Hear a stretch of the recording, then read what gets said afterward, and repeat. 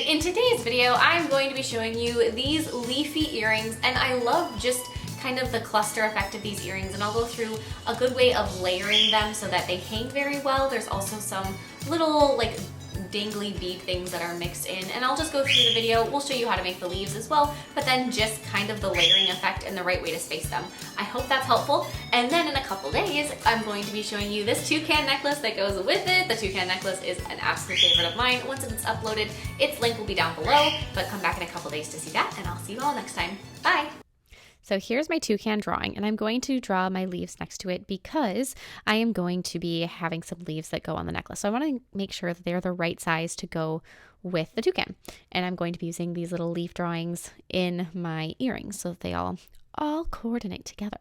So here is my little doodle of my first leaf, and it's the kind of leaf that has some little gappy spaces. If anybody wants to help me out with titles of leaf species, go for it. But that's my first one. It's my favorite kind of tropical leaf styling. Now, the next one I'm going to do is I'm going to do one that is a little more wavy looking. It kind of reminds me of the leaf that Mowgli fans King Louie with in the Jungle Book, the original one. Third one is a little bit smaller. Fourth one, smaller yet. Every single time I'm drawing a leaf, I'm making it a little bit different. I'm not, trying to make them all kind of their own unique shape. And then after we go to sculpt them, I'm going to also try to make them their own unique colors. Because we are making 2 earrings, I'm going to be making 2 of each of these leaves, and I'm going to do 5. My general rule whenever I am sculpting something, making something that has multiple of an item, unless there's some specific reason, actually, like if you're making a pair of eyeballs, then you probably just want 2. But generally, you're going to want to have things in odd numbers. So you could do 3 leaves, 5 leaves, 7 leaves. Don't do 4. Don't do 2. And unless there's some other element, like if you're making a flower, then you could do 2 leaves and 1 flower. You go see where I'm going with this.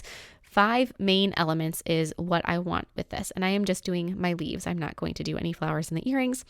Generally speaking, I'm not a flower person. I am definitely more of a leaf person than a flower person. So we've got the first big leaf, which is, like I said, is my favorite one. I'm going to use my dotting tool dipped into some acrylic powder to make some of those holes go through the acrylic onto the other side. With a brighter shade of green, I'm going to be sculpting leaf number 2. As I am sculpting these leaves, like I said, different shades of acrylic, different coloring. I do have enough shades of acrylic where making each leaf a slightly different tone isn't a challenge for me because I can just grab them. But if that is not the case for you, which is perfectly fine.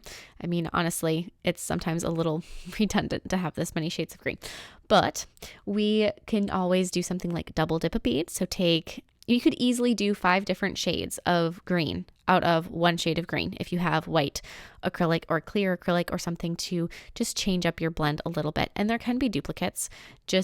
You want the leaves to be unique so it doesn't turn into a single green mass of what's going on, but it just looks like a perfectly chaotic, balanced jumble of leaves is the idea. So then we've got that little one. I'm going to add some yellow to that one. Don't be afraid to mix in other colors. Blue would be another great tone to add a little bit of. Tropical leaves, sometimes you'll see little touches of pink or a coral color. So don't feel like you can only use your typical greens. I am now going to go through and add the last bigger leaf. The first leaf I did is the same color as this one, just as a base. And then the second and fourth leaves are the same color, same thing, just kind of like their base color. I added that yellow to add some distinguishing color elements between leaf 2 and 4. And then for this leaf, again, just to make it a little bit different, I'm going to add kind of a pearly zombie skin shade of green to the one side and then to the other side to highlight it. And that will make it unique on its own as well. So now that we have our 5 leaves, you're going to need to repeat that whole process and then cut small pieces of wire, approximately 1 centimeter, 1.5 centimeters, or 1/2 inch. I'm going to give them a little twisty. As I am twisting them, I'm using a cylindrical pliers so that the top end or the looped end has a nice smooth curve to it. It's not going to be all sharp edges. I want it to look, as professional as possible. That's the idea. I'm going to attach one of those little loop-de-doos to the back side of each leaf. I am doing this with the color of acrylic that they were created with, and you can do it with that. That's going to cover your wire so that you can't see, this big silver thing dangling down in the middle. However, because there is silver hardware throughout this whole thing, like the center chain of this little leaf cluster is silver, so that little silver bit's not really going to even be noticed. But if you were concerned about that, then you would want to cover it, or you could use clear if you don't care. Now I'm going to be adding some details to my leaves. You notice that one had the little wiry bit coming out of both the top and the bottom of the leaf. That's because that one will actually eventually end up on the necklace and not in the earrings. So just bear with me. The process is essentially the same. I'm going to add just a little bit of veining. I'm not going to go too crazy on these leaves. You can really spend a lot of time adding veining if you want to. Highlighting, you could make these look so realistic. The whole design, I'm kind of going for cutesy and fun, tropical, simple. So I'm not going to do more veining than just what is pretty much sculpted in already. I'm going to attach a leaf, the biggest leaf, my favorite one, to a jump ring. And then I'm going to attach that to a chain to one of the loops on my chain. This is a slightly heavier chain or a thicker chain than what I would typically choose to use. So I'm just going to quickly attach that on there. That makes it easier to attach all these pieces and so that they don't get stuck on each other. And then I'm going to close that ring. Easier said than done, especially when you have hands that want to drop absolutely everything. Pick that chain up again, grab my leaf again, take 2 or 3 actually at this point.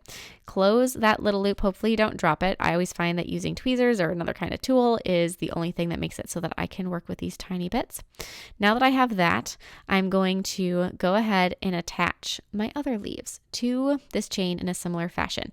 As you are attaching them, you're going to want to check a couple things. The first thing you're going to want to double check is that the loop on the top of each of your leaves, the loop that you created with your cylindrical tweezers or pliers, is facing the same direction. So you don't want some to be perpendicular to your leaf and some of them to be parallel. You want them to all be the same, whichever direction that is.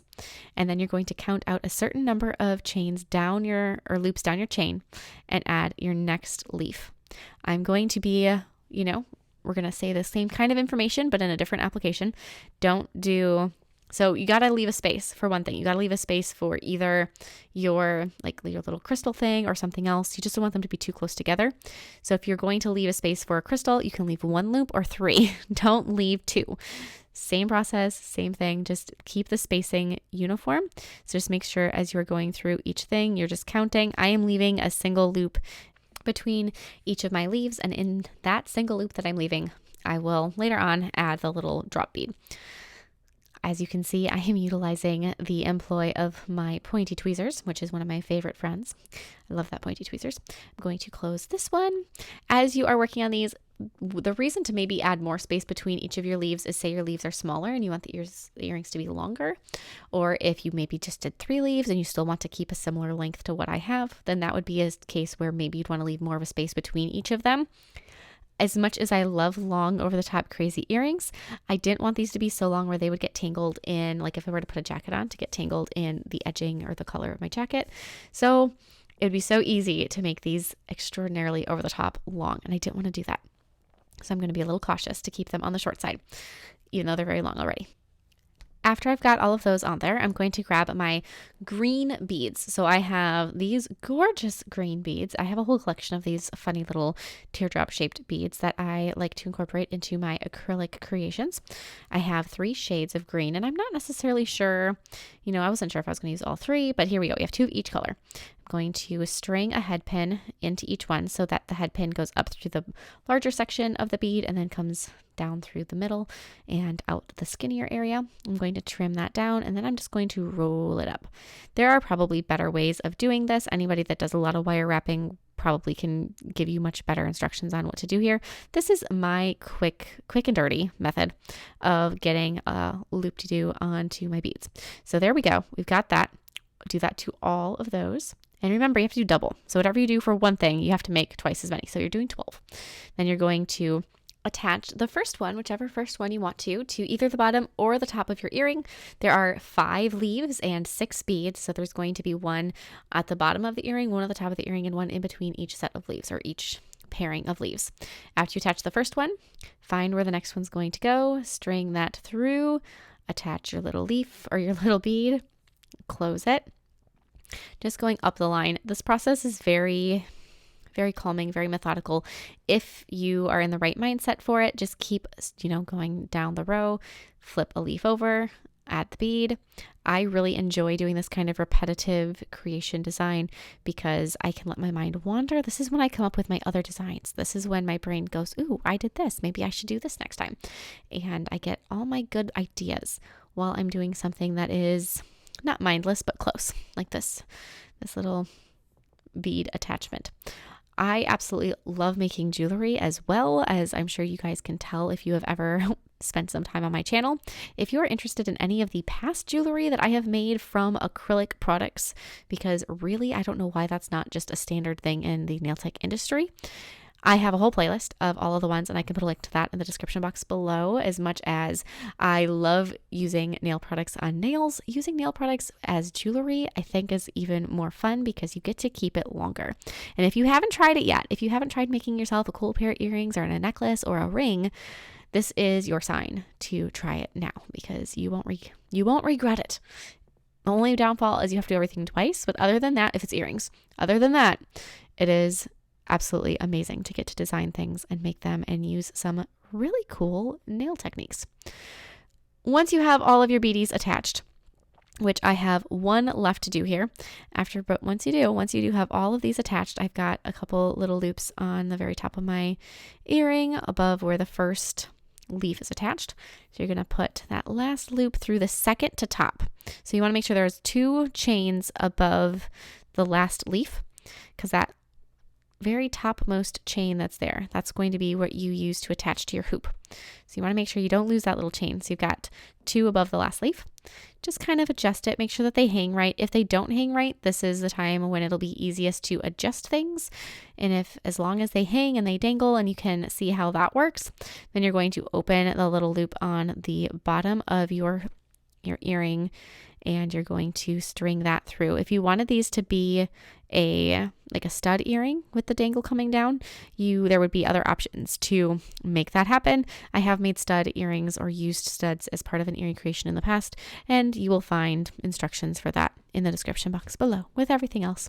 So here they are. They go so well with the necklace. They're kind of a subtle, just green, sparkly, pretty set of earrings. Because I'm not going to be having them on my hands, washing my hands, I'm not going to bother with top coat. They're good to go. I hope you enjoyed this, and check back for the toucan video in a few days. Bye.